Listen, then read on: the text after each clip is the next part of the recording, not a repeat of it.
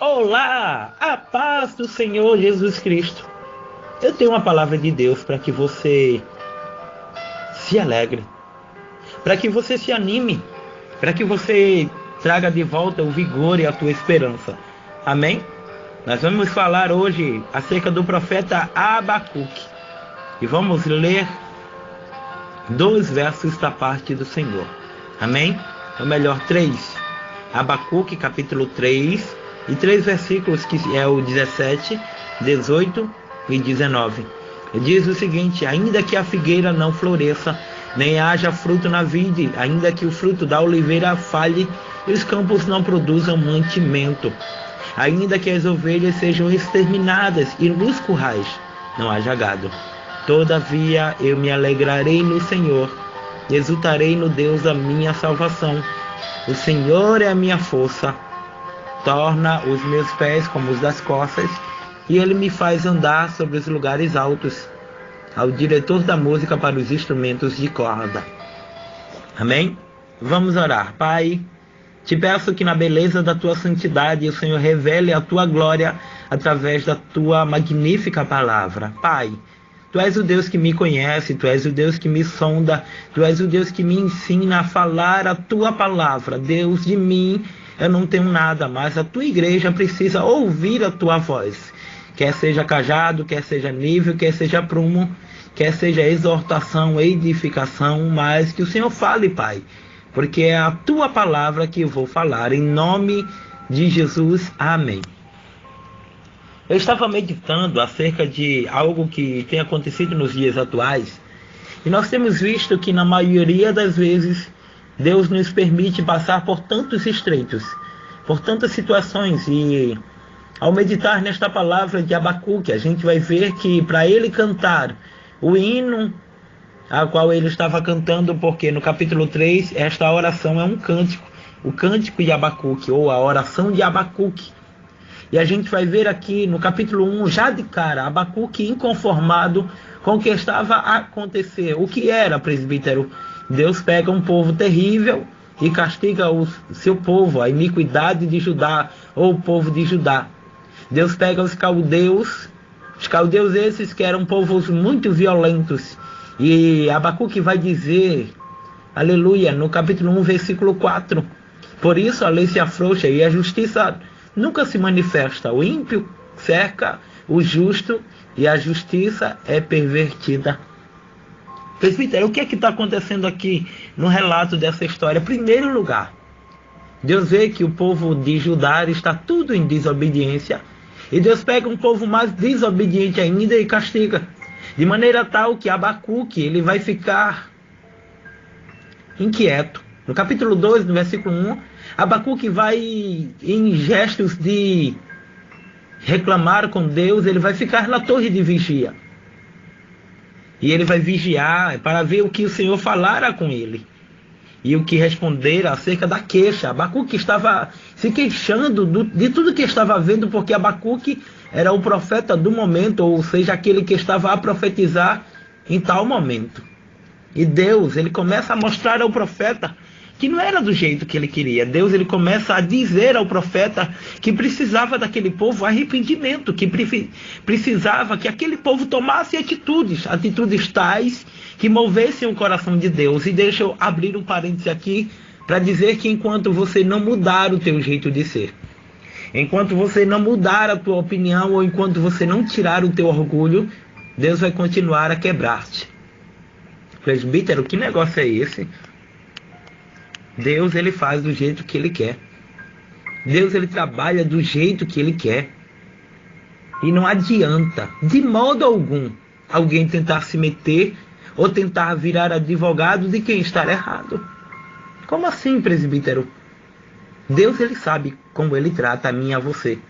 Deus, ele sabe que tem muitas vezes que eu, o presbítero Adriano, precisa passar por provas. Provas tais que nem eu mesmo compreendo. Mas eu tenho que saber e entender de que Deus está no controle da situação. Eu tenho que saber e entender de que Deus está no controle. Olha aqui o que ele vai dizer no capítulo 1, versículo 14. Fizestes os homens como os peixes do mar, como os répteis que não tem quem os governe. Ou seja, o povo estava sem direção. O inimigo a todos levanta com um anzol, apanha com um arrastão e ajunta com a sua rede como uma varredora. Por isso ele se alegra e se regozija. Sabe o que Deus estava dizendo aqui? Que quando ele quer tratar com um cristão, que quando ele tem plano na vida de alguém, é necessário que ele muitas vezes leve para o deserto. É necessário para que muitas vezes ele faça com que aquela pessoa mesmo não entenda. Lembra o que aconteceu com Jó? Jó, um homem reto, íntegro, temente a Deus, que se desviava do mal, só que os seus filhos nunca permitiram ou nunca deixaram com que Jó tivesse uma experiência com Deus, de maneira tal que o inimigo, a Bíblia vai dizer no capítulo 1 de Jó, que o inimigo ele vai ter um encontro com Deus, e o Senhor ele conhece ele no meio da multidão, e vai dizer: que fizeste tu, ou o que estás a fazer aí? E ele disse: eu vim de rodear e rodear a terra. E ele disse: observaste o meu servo Jó? Homem reto, fiel, íntegro, temente, que não se desvia do mal. Ele disse: também, até eu sirvo ao Senhor desse jeito. O Senhor deu a ele bens, o Senhor deu a ele família, o Senhor deu a ele uma saúde. E ele disse: eu vou provar a Jó. Você toca em tudo de Jó, só não toca na alma. E talvez essa situação que estará aí acontecendo, de que você injustamente está sendo agora aprovado por Deus, e o Senhor está dizendo: é necessário que você tome atitudes. Porque quando o povo começou a tomar atitudes, capítulo 2, versículo 1, quando Abacuque vem, ele diz: então o Senhor me respondeu, escreve a visão e torna-a bem legível sobre as tábuas, para aquele que passar correndo torna a ver, porque a visão ainda é para o tempo determinado, até que o fim falará e não mentirá. Se tardar, espera-o, porque certamente virá e não tardará. Sabe o que Deus estava dizendo? Olha, Abacuque, eu sei como eu trato com cada um. Olha, Abacuque, eu sei como eu trabalho. Olha, Abacuque, eu estou no controle. Olha, Abacuque, você tem que saber que você é o profeta. E profeta é tão somente chamado só para profetizar, para sentir a dor de Deus. Porque é muito fácil, muitas vezes, a gente querer ser advogado de alguém e a gente não sabe como Deus está tratando com alguém. Quando Abacuque então começou a entender, no capítulo 3, logo de cara, a oração de Abacuque, conforme ele diz: ouve, Senhor, a tua palavra e temi. Aviva, ó Senhor, a tua obra no meio dos anos. Faze-a conhecida. Na ira, lembra-te da misericórdia. Abacuque já estava começando aqui a entender como Deus queria tratar com aquele povo. E sabe o que é que houve?